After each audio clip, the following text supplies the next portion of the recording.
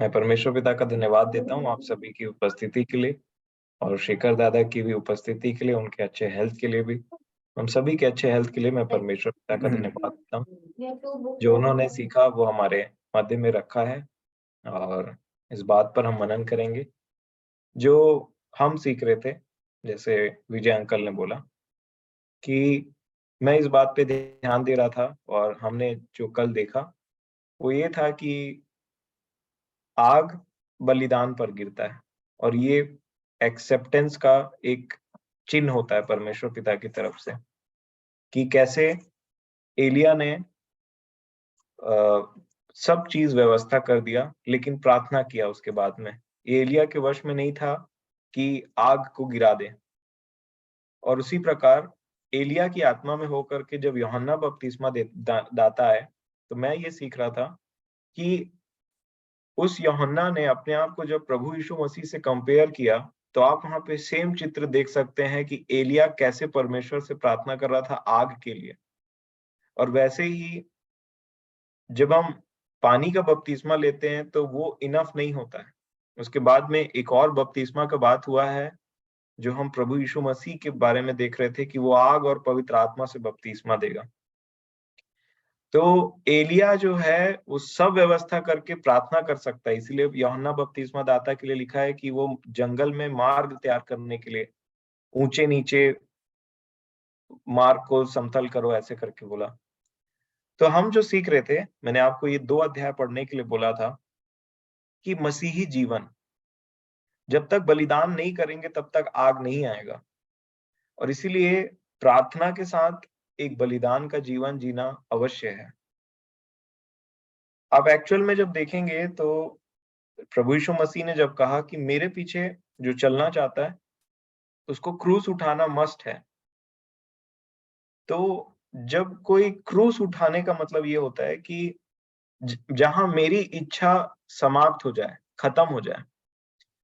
और इसीलिए ये क्रूस का जीवन एक और बात दर्शाता है, जहां शैतान का पावर खत्म होता है। ये वही जगह है जहां पे शैतान का खुल्लम खुल्ला तमाशा बनाया गया। और इसीलिए मेरे प्रियो, मैंने अपने जीवन में जो व्यक्तिगत रीति से एक्सपीरियंस किया है कि जब तक आप क्रूस पर हैं या क्रूस उठा करके चल रहे हैं, आप सेफ हैं। आपका आत्मिक जीवन प्रोटेक्टेड है। जहां आप क्रूस से दाएं बाएं होते हैं या फिर जहां पे थोड़ा सा ऐसे लगता है कि थोड़ा सा इसको हटा लिया जाए, वहां पे हमारे ऊपर में प्रॉब्लम्स आने स्टार्ट होते हैं। इसीलिए जो मैंने अपने जीवन में कंक्लूजन निकाला है, वो एक स्टेटमेंट है कि मैं क्रूस में सेफ हूं। कई बार जब आप क्रूस का जीवन जिएंगे तो ऐसा लगता है कि कहीं दूसरे लोग हमारा फायदा ना उठा लें, क्योंकि एक गाल पे कोई झापड़ मारे और दूसरा गाल आगे कर देना, कोई आपसे कुछ पैसे उधार ले ले और उसको वापस नहीं मांगना, और बुराई के बदले बुराई नहीं करना, भलाई करना, ये सारी बातें ना, एक स्वाभाविक मनुष्य जो एक नेचुरल व्यक्ति है, जो इन बातों पे मन नहीं लगाता है या फिर जिसका आत्मिक रीति से उसका आंख नहीं खुला है, उसके लिए बातें इम्पॉसिबल हैं, अर्थात मूर्खता है, मैं तो बोलना चाहूंगा। और इसीलिए आप देखिए कि हमें ये बात समझना है कि जितने लोग परमेश्वर में ये दुख उठा के जो मसीही जीवन जीना चाहते हैं, दुख उठाना अर्थात क्रूस उठाने का जीवन, अर्थात उस आग से परिपूर्ण रहना चाहते हैं, उस पवित्र आत्मा के आग से, तो डेफिनेटली वो बलिदान मांगता ही है, क्योंकि बलिदान हमेशा, आग हमेशा बलिदान पे ही गिरता है। तो मैं बोलना ये चाह रहा हूं इसको आसान शब्दों में कि ये व्यक्तिगत एनालाइज करने का मामला है अपने लाइफ को, कि मैं और आप कितना पवित्र आत्मा से परिपूर्ण होकर के लाइफ बिताते हैं, परमेश्वर के अनुग्रह में जीवन बिताते हैं। मेरा क्वेश्चन ये है। और एक्चुअल में क्या होता है कि जब आप पवित्र आत्मा से परिपूर्ण होकर के जीवन बिताते हैं, तो मेरा जो अनुभव है वो ये है कि आपके लिए जो एक रेजिस्टेंस पावर रहता है ना शरीर का, वो धीरे धीरे खत्म होने लग जाता है। आप एक बर्डन से ना ना आप आराधनालय जाएंगे, ना कहीं मीटिंग में, परंतु वो आनंद से होगा। आपके अंदर में एक इच्छा होगी, आपके अंदर में वो रेजिस्टेंस जो शरीर का, वो धीरे धीरे खत्म होते चले जाएगा। और जो भी आप करेंगे वो आप प्रेम से करते चले जाएंगे। और ये रेजिस्टेंस एक्चुअल में, जो बलिदान की मैं बात कर रहा हूँ, वो प्रतिदिन बलिदान, प्रतिदिन अपने जीवन को एनालाइज कर करके, जो परमेश्वर की इच्छा मेरे जीवन में है, और जहां जहां मैं पीछे हट रहा हूं, जहां जहां पे भी ऐसा है कि मैं इस उस वचन पे नहीं चल पा रहा हूं, तो रीजन क्या है, मैं कहाँ पे पीछे हो जा रहा हूँ। तो वो जब चीज मैंने एनालाइज करना स्टार्ट किया, तब मुझे दो लोगों की बात याद आई, एक पुराने नियम का व्यक्ति और एक नए नियम का व्यक्ति। पुराने नियम का व्यक्ति यिर्मयाह, उन्होंने बोला कि परमेश्वर, मैं जान गया हूं कि अ, मनुष्य का जो पूरा मन है ना, वो अपने वश में नहीं रहता है। वो चलता तो है, परंतु फिर भी उसके कंट्रोल में कोई बातें नहीं रहती। और सेम बात को पौलुस ने बोला कि मैं अच्छा करना चाहता हूं और बुरा मेरे पास में आता है। तो मैं आप लोगों को ये बात बता रहा था, ये सारे अध्याय को पढ़ने का मतलब, कि मेरे प्रियो, सबसे पहली बात तो ये है कि बलिदान के बिना आग नहीं उतरने का। और जब तक हम अपने आप को बलिदान करके एक मसीही जीवन जीने के लिए प्रिपेयर्ड नहीं हो जाते, मन से, पूरे मन से, तब तक ये बलिदान एक्चुअल में, मतलब ये आग जो है एक्चुअल में उस बलिदान के ऊपर में नहीं गिरने वाला। और मैं जब इसी चीज को अब्राहम के जीवन में देख रहा था, तो उन्होंने जो किया वो ये था कि परमेश्वर ने बोला, एक, मैं आपको एक वचन पढ़वाना चाहूंगा, उत्पत्ति 22 अध्याय और उसका 1 वचन। देखिए, परमेश्वर ने सिर्फ इजहाक नहीं बोला, परंतु इजहाक को बताते हुए एक एक और लाइन जोड़ा उसमें। देखिए क्या लिखा है, उत्पत्ति 22 अध्याय और उसका 1 वचन। लिखा है, इन बातों के पश्चात ऐसा हुआ कि परमेश्वर ने अब्राहम से यह कहकर उसकी परीक्षा की, हे अब्राहम। उसने कहा, देख मैं यहाँ हूं। अब 2 वचन में ध्यान से इसको मनन करिएगा आप। परमेश्वर ने कहा, अपने पुत्र को, अर्थात अपने इकलौते पुत्र इसहाक को, जिससे तू प्रेम रखता है, संग लेकर मोरिया देश में चला जा और वहां उसको एक पहाड़ के ऊपर, जो मैं तुझे बताऊंगा, होम बलि करके चढ़ा। तो जब उन्होंने, ऐसा नहीं बोला कि अपने पुत्र को चढ़ा दे, परंतु बोला अपने इकलौते पुत्र को, दूसरा जिससे तू प्रेम रखता है उसको। अब देखिए मेरे प्रिय, हमारे शरीर को ना बहुत सारी ऐसी बातें हैं ना, वो उसको इतना पसंद है, जो आत्मा के विरोध में काम करने का कोशिश करती। आत्मा को एक बात पसंद है और हमारे शरीर को एक बात पसंद, और ये दोनों एक दूसरे के साथ में टसल करते रहते हैं। इवन दो, अगर आप पवित्र आत्मा से परिपूर्ण व्यक्ति भी हैं, पवित्र आत्मा से भरे हुए व्यक्ति हैं, परमेश्वर के अनुग्रह में भी है, तब पर भी मेरे और आपके सामने में चॉइस हमेशा खुला रहता है कि हम किस चीज को रिस्पॉन्ड करते हैं। नहीं तो आदमी एक रोबोट के समान में बन जाता। परंतु परमेश्वर ने एक फ्री विल हमें हमेशा दे करके रखा, और इसीलिए हमें कंटिन्यूअसली लिखा है, ऐसा नहीं लिखा है कि प्रतिदिन बाइबल पढ़ने के लिए परमेश्वर, प्रभु यीशु मसीह ने कमांड नहीं किया। प्रभु यीशु मसीह ने प्रतिदिन जो कमांड दिया है, वो क्रूस उठाने के लिए दिया, प्रतिदिन मेरे पीछे क्रूस उठा करके चलो। तो प्रतिदिन हमारे पास में एक चॉइस रहता है कि या तो हम क्रूस उठा लें, उस कठिन और उस सकरे मार्ग को चुने, जो एक्चुअल में बहुत लोगों के लिए मूर्खता है। इवन में बहुत लोग उसको शायद समझ में भी ना पाए। इसीलिए जब कभी परमेश्वर का आत्मा कुछ लोगों से बात करता है, कुछ जगहों में कुछ पर्टिकुलर वे में व्यवहार करने लगता है, जो नेचुरल है ही नहीं, जो आज तक उन्होंने सुना ही नहीं होगा, कि इनको माफ कर दो, इनके साथ में वैसा बर्ताव मत करो। वो आत्मा कहीं ना कहीं आपको बोलता तो है, परंतु हमको लगता है शायद ना, हम ऐसे बन जाएंगे तो लोग हमारा ना गलत आ, फायदा उठाने लग जाएंगे, हम बेवकूफ कहलाने लग जाएंगे। बट एक्चुअल में क्रूस की कथा बहुत लोगों के लिए मूर्खता है। तो क्रूस की जो कथा है, वो जो क्रूस की जो बातें हैं वो क्या, वो एक्चुअल में ना मसीहियों को, मैं बोलना चाहूंगा प्रभु के जो विश्वासी है ना, उनको टेस्ट करता है कि यदि तुम मुझे प्रभु कहते हो तो तुम इन बातों को मानो, अगर मेरे आत्मा की बातों को रिस्पॉन्ड करो। अगर तुम मुझे प्रभु नहीं मानते हो तो तुम्हारे लिए दुनिया खुली हुई है, तुम दुनिया घूमो, सब चीज करो, और उसके बाद में अशांत होकर के, परेशान होकर के, अपने जीवन में ठहर करके सोचो कि आज मेरी दशा ऐसी क्यों है, और फिर सोचो कि प्रभु ने जो बातें कही है, और एक्चुअल में मैं आपको बता रहा हूं, जो प्रभु बातें कहते हैं, मतलब जो उनका आत्मा आपको प्रेरित करेगा ना क्रूस उठा करके प्रतिदिन जीवन जीने के लिए, वो एक्चुअल में थोड़े समय के लिए आपको परेशानी दे सकता है, बट मैं आपको बताना चाहता हूं, आपका आपका जो मन के अंदर में जो शांति होती है ना, वो आपको आगे बढ़ने के लिए एनकरेज करेगा। और इसीलिए ये जो शालोम, ये जो शांति परमेश्वर ने हमारे लिए रखा है ना, वो इसलिए रखा है ताकि हम एक ऐसे पृथ्वी, एक ऐसे दुनिया, एक ऐसे लोगों के बीच में एक ऐसा जीवन जी रहे हैं ना जो कॉमन नहीं है, अगर मैं इसको बोलूं तो। मे बी मेरी बातें आपको, शायद मैं बहुत क्लियरली कुछ चीज एक्सप्लेन नहीं कर पा रहा हूं, लेकिन मैं समझता हूं परमेश्वर आपकी सहायता करे कि जो लोग ऐसा जीवन प्रतिदिन जीते हैं, या फिर कभी आपने जिया हो और किसी वजह से आप बैक स्लाइड हो गए हो, तो आप मेरी बातों को रिलेट करने पाए।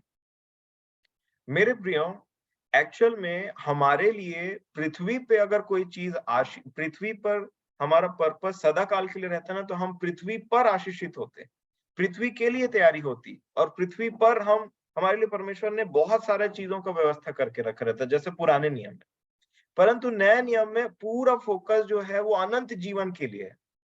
और इसीलिए अगर आप, एक सिंपल सा क्वेश्चन आपके दिमाग में अगर अराइज हो कि भाई मैं इतना दुख क्यों सहूं, कि मैं इतना दुख क्यों उठाऊं, कि मैं क्रूस का जीवन क्यों सहूं, क्यों उठाऊं, तो मुझे पौलुस की एक बात याद आती है, जो एक यंग तिमुथियुस को वो चिट्ठी लिख रहे थे, तो उन्होंने एक बात बोला था। अगर आप तिमुथियुस की पत्री निकालेंगे, दूसरा तिमुथियुस, तो देखिए एक मसीही का बात मैं बोलना चाहूंगा। ये एकदम बाइबल में, पता नहीं आपके बाइबल में कैसे लिखा है, लेकिन मेरी बाइबल में ये अलग से लिखा हुआ है। दूसरा तिमुथियुस, दूसरा अध्याय, उसका 11 वचन। हाँ, मैं दूसरे बाइबल में भी देख सक रहा हूँ, ये अलग से है पूरा, मतलब पैराग्राफ के बीच में एक अलग से बात लिखा है। तो हो सकता है कि शायद जब जो ओरिजिनल चिट्ठी लिखी गई हो तिमुथियुस को, वो भी ऐसी हो, जिसमें ये बात हाईलाइट करके लिखा गया हो। और अगर आप ये बात देखेंगे, 11 वचन, दूसरा तिमुथियुस दूसरा अध्याय का 11 वचन, तो लिखा है, ये बात सच है कि यदि हम उसके साथ मर गए हैं तो उसके साथ जिएंगे भी। और फिर देखिए 12 में क्या लिखा है, यदि हम धीरज से सहते रहेंगे तो उसके साथ राज्य भी करेंगे। यदि हम उसका इनकार करेंगे तो वह भी हमारा इनकार करेगा। यदि हम अविश्वासी भी हों तो भी वह विश्वास योग्य बना रहता है। मैं चाहता हूं आप 12 वचन पे ध्यान दें, जो मैं बोलना चाह रहा हूं। यदि हम धीरज से सहते रहेंगे तो उसके साथ राज्य भी करेंगे। तो राज्य कहां करेंगे? जो प्रेरित पौलुस हैं, उन्होंने अपना पूरा मसीही जीवन इस बात के लिए जिया था कि मेरे लिए एक मुकुट रखा गया है। अब मैं इस जगह से जा रहा हूं, और मेरा जो पूरा धन है ना, वो मेरे परमेश्वर के पास में सुरक्षित है, और मैं उस मुकुट को प्राप्त करूंगा। और जितने मसीह यीशु में वैसा जीवन जीते हैं, उनके लिए भी मुकुट रखा हुआ है। तो ये मसीह जीवन, ये क्रूस उठाने का होल पर्पस है ऊपर, और इसी बात पर विश्वास करना है, क्योंकि प्रभु यीशु मसीह का, परमेश्वर का अपने पुत्र को इस पृथ्वी पर भेजने का सोल एंड प्राइमरी पर्पस ये था कि मैं और आप, जो प्रभु यीशु मसीह पर विश्वास करते हैं, वो अनंत के लिए परमेश्वर के साथ में जीवित रहें, उनके संग रहें। इस पृथ्वी पर कैसा भी जीवन बिताएं, फॉर एग्जाम्पल लाजर, कुत्ते घाव को चाट रहे हैं, ट्रीटमेंट के लिए पैसे नहीं है, कैसा भी जीवन बिता करके यहां से चला गया, दुख पा करके यहां से वो निकल गए। परंतु जब वो वहां गए, तो वहां उनके लिए नेवर एंडिंग शांति और नेवर एंडिंग संगति रखी हुई थी अपने परमेश्वर के साथ, उनके लिए स्वर्ग था। और इसी बात को प्रभु यीशु मसीह ने भी समझाते हुए बोला कि अगर मनुष्य सारे जगत को प्राप्त कर ले, अपने प्राण की हानि कर ले, तो उसे क्या लाभ। और इसीलिए मैं आपसे ये क्रूस का जीवन, मेरे प्रियो सोचिए कि जितने इस पवित्र शास्त्र में कैरेक्टर दिए गए हैं, जिनके विषय में गवाही दी जाती है अच्छी, कि ये परमेश्वर के साथ जीवन बिताए, मतलब जो अच्छी गवाही वाले लोग हैं, वो आज कहाँ हैं, और वो आने वाले समय में कहाँ रहेंगे? परमेश्वर के साथ। और इसीलिए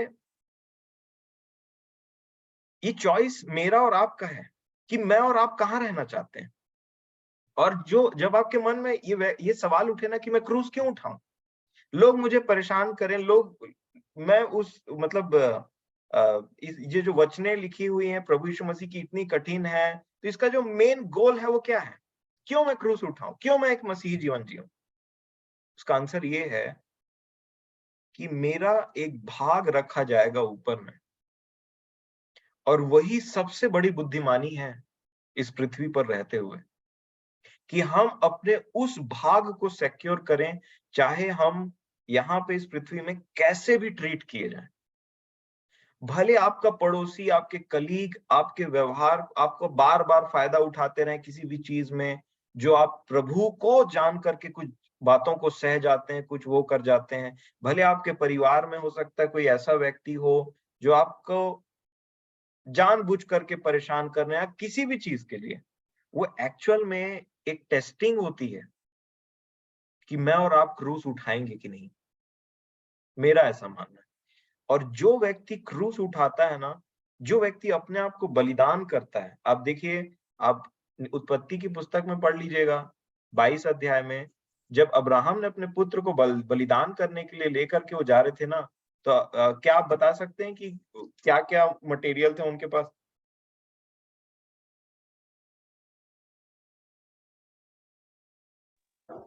आग लकड़ी था, थी। लकड़ी थी, छुरी था। लकड़ी, और छुरी। लकड़ी था आग। उनके पास। लकड़ी के ऊपर में इसहाक को लिटाया गया। एक्चुअल में लकड़ी में बांधा गया था इसहाक को। जी हाँ। और यही चीज जब आप पहला राजाओं और 18 अध्याय में देखेंगे तो बताइए कि एलिया ने क्या क्या मटेरियल यूज किया था। पत्थर के ऊपर लकड़ी, फिर उसके बाद बलि का पशु। हाँ, वहां पे भी लकड़ी था। और नया नियम में जहां पे बलिदान चढ़ाया जाता है प्रभु यीशु मसीह के आने के बाद में, वो जगह है क्या? क्रूस। और आग क्रूस पर ही गिरता है। और जितना मैं और आप इस क्रूस के जीवन को जिएंगे ना, दुख उठाते हुए, कई बार मैं मतलब अभी शायद मैं उस चीज को ठीक से एक्सप्लेन ना कर पाऊं, पर मैं ये जानता हूं कि जितने लोग मसीह यीशु में भक्ति भरा जीवन बिताना चाहेंगे, उनको क्लेश उठाना पड़ेगा। दोस्तों के द्वारा, परिवारों में कुछ लोगों के द्वारा, कुछ ऐसे आपको शब्द अपने बारे में सुनने के लिए मिल सकते हैं, जैसा शेखर दादा बोल रहे थे कि इतना बड़ा माइटी काम करने के बाद में भी एक व्यक्ति का हिम्मत टूट जा रहा था। तो इन बातों को समझाने का मतलब यही है कि क्रूस का जीवन ही हमारा निशान है। क्रूस का जीवन ही आपको सेफ रखेगा। क्रूस का जीवन के ऊपर में ही आग आती है, और क्रूस का जीवन ही ऐसा है जो शैतान के कामों को खत्म करता है। और क्रूस के जीवन में ही मैं और आप सेफ हैं। नंबर 2, जो दूसरा इतिहास 6वां अध्याय पढ़वाने का मकसद था मेरा, अगर आप में से जितनों ने पढ़ा है, क्या आप में से कोई एक ऐसा बता सकता है कि सुलेमान ने कैसे प्रार्थना किया?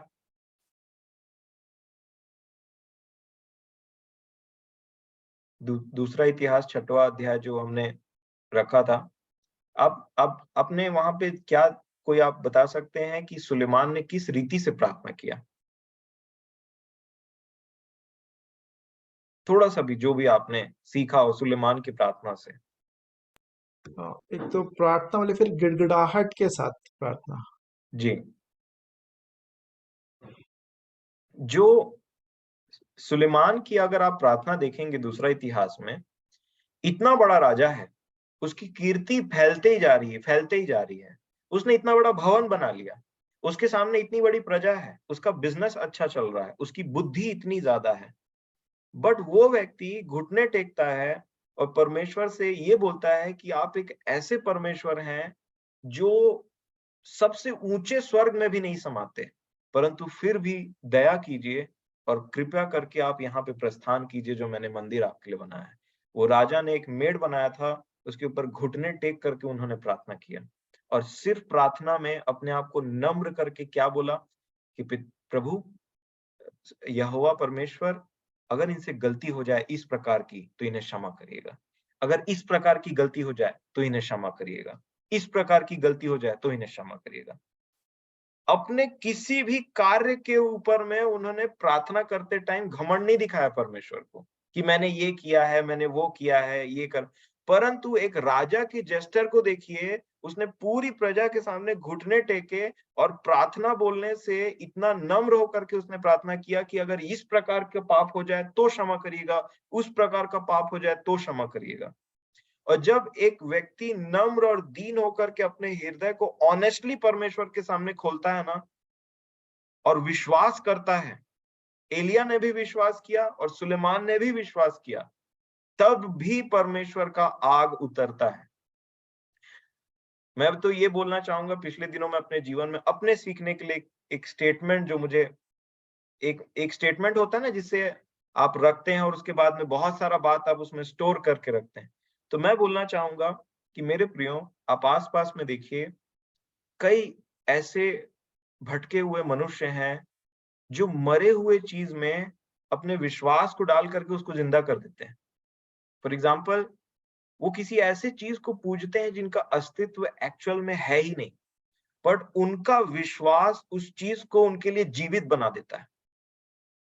और हम एक ऐसे परमेश्वर को पूजते हैं जो एक्चुअल में है और उनके भी कही हुई बातें हमारे ही विश्वास के द्वारा जीवित हो जाती। अगर एक व्यक्ति इस पवित्र शास्त्र पर विश्वास न करे तो उसके लिए ये सिर्फ एक पुस्तक है। परंतु अगर एक व्यक्ति इस पवित्र शास्त्र की लिखी हुई बातों पे, परमेश्वर के प्रोमिसेस पर विश्वास करके उसके अनुसार करे, तो एक्चुअल में उसका विश्वास इस चीज को उसके लिए जीवन बना देता है। और इसीलिए एलिया ने भी उतनी बड़ी भीड़ के सामने में विश्वास करके परमेश्वर से प्रार्थना किया। तो जब भी आप पवित्र आत्मा के लिए गिड़गिड़ाएं, परमेश्वर से विश्वास करिए। अगर आप विश्वास में कमजोर हैं तो आप ये भी बोल सकते हैं कि प्रभु आप मुझे एनकरेज करिए किसी भी तरीके से। आपने एलिया को एनकरेज किया, आपने परमेश्वर पिता, आपने प्रभु यीशु मसीह को भी एनकरेज किया, आपने पौलुस को एनकरेज किया जब वो आगे बढ़ते थे और उनको डिस्करेजमेंट होता था। तो अभी हम एनकरेजमेंट की बात सीख रहे हैं। मैं आपको सच बोलता हूं कि किसी ना किसी वे में परमेश्वर पिता आपको एनकरेज करके ये दर्शाएंगे कि वो आपके साथ में, वो आपको और एनकरेज करेगा प्रेयर करने के लिए, वो आपको और एनकरेज करेगा परमेश्वर से गिड़गिड़ा करके मांगने के लिए, वो आपको और एनकरेज करेगा उपवास करने के लिए। और जब आप थोड़ा सा भी रिजल्ट पाते हैं ना उसमें, उस पर और विश्वास करिए कि परमेश्वर पिताजी आपका धन्यवाद हो और आगे बढ़िए उस चीज में। इस प्रकार से आप परिपूर्णता को प्राप्त करने चले जाएंगे विश्वास से। पौलुस ने गलातियों की कलीसिया को लिखते टाइम बोला, तुमने कैसे पवित्र आत्मा पाया था? किस प्रकार तुमने पवित्र आत्मा पाया था? विश्वास से कि कर्मों से? तो मैं आपको इसी बात के लिए एनकरेज करना चाहता हूं, क्योंकि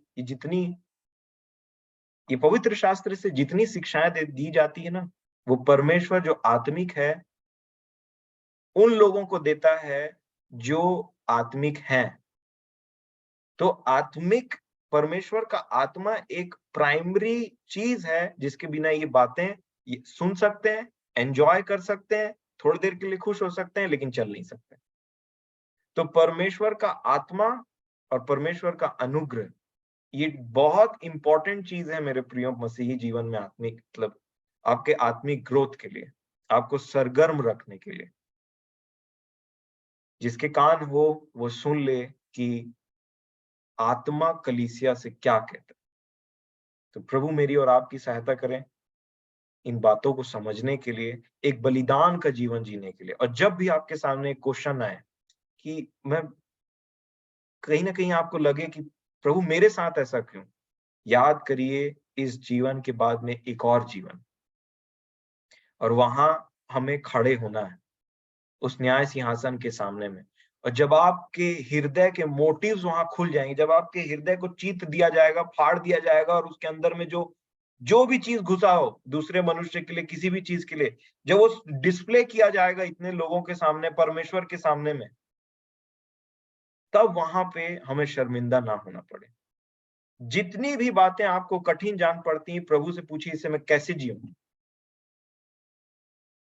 और मेरे प्रियो, जितने लोग आप मसीह जीवन जीने का प्रयास करते हैं या कर रहे हैं, और अगर आपको लगे कि मसीह जीवन में ना कहीं लोग ना बहुत फायदा उठाते हैं, कहीं ना कहीं ये बहुत कठिन है, याद करिए अपने उस समय को कि जिस समय आप प्रभु के सामने खड़े होंगे, इस जगह से निकल करके जाएंगे, वो समय याद करिए और परमेश्वर से अनुग्रह मांगिए कि मैं और आप इस मसीही जीवन को जी सकें, ताकि मरते टाइम आपको डर ना लगे। मरते टाइम मैं नहीं डरना चाहता। मरते टाइम मैंने आपको कल भी वही चीज बोला था, मृत्यु मेरे सामने आई और जिस चीज को प्रभु ने हरा दिया है, मैं उससे नहीं डरना चाहता। ये मेरी बहुत पहले की ख्वाहिश है कि मैं मृत्यु को अपने सामने देखूं तो मेरे को डर ना लगे। मेरे को इतना वो होना चाहिए कि प्रभु इसके बाद मैं आपके पास में ही जाऊंगा। तो मैंने तो अपना गोल सेट किया है कि मैं उस पुनरुत्थान के जीवन को पा करके उस स्वर्गीय जगह पे जहां पे मैं जाऊं, वहां पे मुझे शर्मिंदा ना होना पड़े। भले लोग मेरे बारे में यहाँ पे कुछ भी सोचें, कुछ भी हो जाए, परंतु मैंने वो गोल सेट किया है। और इसलिए मेरे प्रियो, आइए एक मसीही जीवन को जिए, परमेश्वर से उस आत्मा को मांगे, एक दूसरे के लिए, हम अपने जीवन के लिए मांगे, और आइए अपने आप को बलिदान करें। तो प्रभु मेरी और आपकी सहायता करे। परमेश्वर पिता आपको अपने पवित्र आत्मा से परिपूर्ण करे। वो पवित्र आत्मा जो सेंट मेंट में प्रभु यीशु मसीह के द्वारा मुझे और आपके लिए रखा गया है, वो पवित्र आत्मा जो आपको आपके साथ में, आपके अंदर में होगा। मैं ये नहीं बोलता कि आप में से किसी में भी ये बातें नहीं है। अब मुझे वो मत करिए, जिनमें है, जो जीते हैं, उनके लिए बहुत परमेश्वर का धन्यवाद हो। पर जिनको लगता है कि कहीं ना कहीं मैं कमजोर हूं, ये बातें मेरे लिए बहुत कठिन है, ऑलमोस्ट ऑलमोस्ट क्या नामुमकिन है, आप थक गए आप कोशिश कर करके, तो मैं बोलना चाहूंगा कि परमेश्वर से प्रार्थना करिए, और वो पवित्र आत्मा जो उन्होंने सेंट मेंट में दिया है, वो आप सभी के ऊपर न उतरे। परमेश्वर की आग मांगी जो बलिदान पर उतरती है। प्रभु मेरी और आपकी सहायता करें। मैं ये सीख रहा था, और मेरा होल पर्पस इन विषयों को बताने का यही था कि जब तक बलिदान नहीं होगा, आग नहीं आएगी। जब तक बलिदान के लिए प्रार्थना नहीं होगा, आग नहीं आएगी। तो परमेश्वर पिता मेरी और आपकी सहायता करें। Thank you.